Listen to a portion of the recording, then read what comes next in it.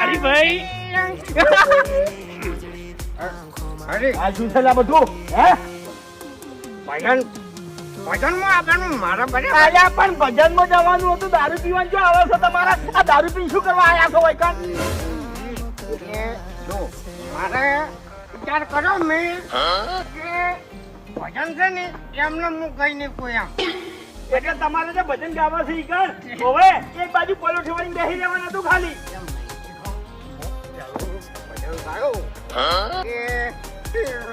ચાર પોસ મહુડા અલ્યા એ ભજન ના કહેવાય દશમન ભજન ના કહેવાય લે લાયો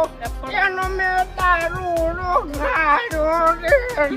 આ ભજન ના કહેવાય ભજન કેને કહેવાય ખબર છે આટલો સંદેશો મારા ગુરુજી